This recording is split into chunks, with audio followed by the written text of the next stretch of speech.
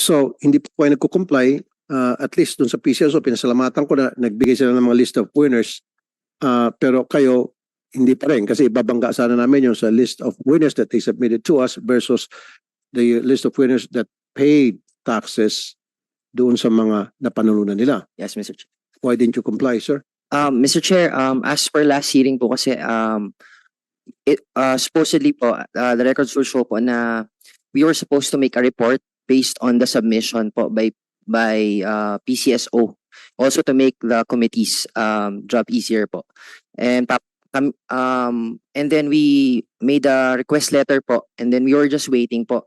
We also actually requested from PCSO, and we were asked na lang to coordinate with your office as per the outcome of the hearing. Pero in any case, Mr. Chair, I also coordinated with your staff.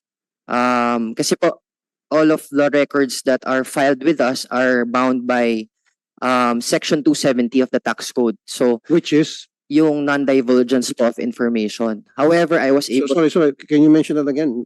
Anong section po? 270 po of the National Internal Revenue Code po, So, Mr. Chair. Pwede ho bang pakihimay sa amin anong nakalagay dyan in layman's term? Well, basically po, ang mga submission po ng taxpayer, any information doon, hindi po namin pwedeng i-disclose. However, Mr. Chair, meron pong exception dyan na under Section 20, Which is?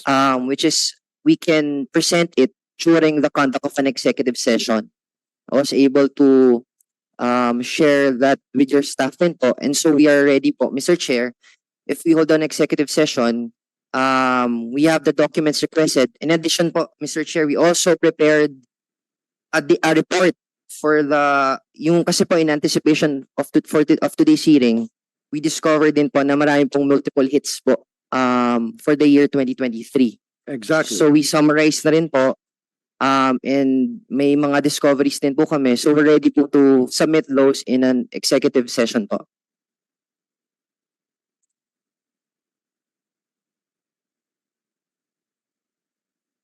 Okay.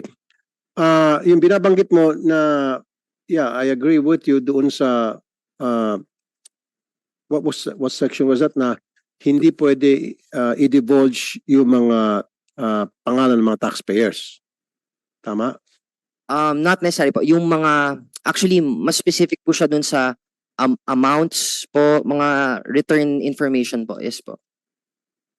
Okay. Pero may exemption yan eh.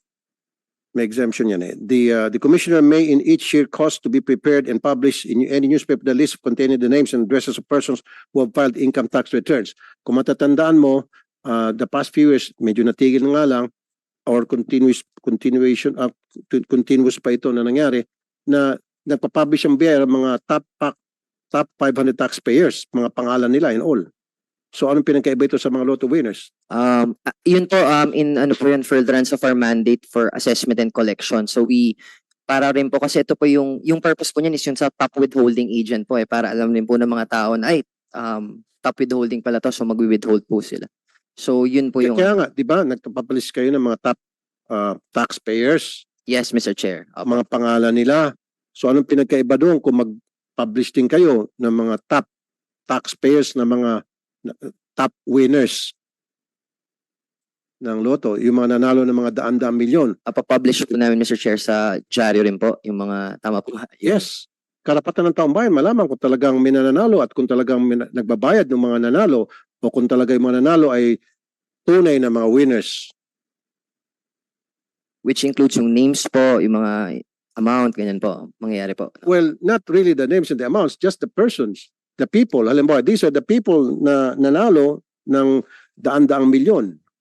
Yung ganun ba? Kasi naglalagay din kayo, ito yung mga taong nagbabayad, itong 500 persons na nagbabayad ng malalaking buwis. Ganun din, ito yung mga tao na nagbabayad ng malalaking buwis mula sa PCSO. I don't see any difference with that. Ikaw, what do you think? What's your opinion?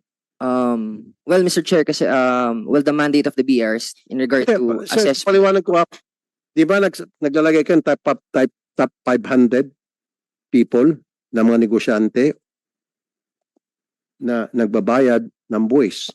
Why not come up with top 500 o maski na 100 na nagbabayad ng buwis na kinita sa PCSO. You don't even say winners. Kinita sa PCSO. Yung mga nanalo ng daan-daang milyon. Yun eh. Yung mga nanalo ng multiple winners amounting to millions, are they paying taxes? Yun lang yun eh. Para malaman po ng taong bayan na lahat ng mga nananalo ng mga malalaking premyo sa PCSO ay nagbabayad sa BIR. Kasi meron ako sasabihin tungkol dyan later on. We'll get into that. For now, do you agree? Siguro Mr. Chair, that's above my pay grade kung yung policy po kasi na yun, the BIR will enforce po. Pero Kasi walang batas, pina-research ko na sa mga lawyers ko eh. Walang batas natin nagsasabing bawal i-divulge ng PCSO ang mga winners. Wala eh. Diba? So therefore, pwede nyo i-divulge yung winners without putting the names and without putting the address. Huwag nyo ilagay ang address, syempre. Huwag nyo ilagay ang cellphone number, of course. So ilalagay yung pangalan ng winners, kabangga doon sa pangalan na inirist ng PCSO na hindi naman pinagbabawal ng batas. That's below your pay grade. pag-aralan namin, Mr. Chair, how we'll go about that po. Thank you very much. So in the next hearing, maaaring bigyan mo kami ng information pertaining to that.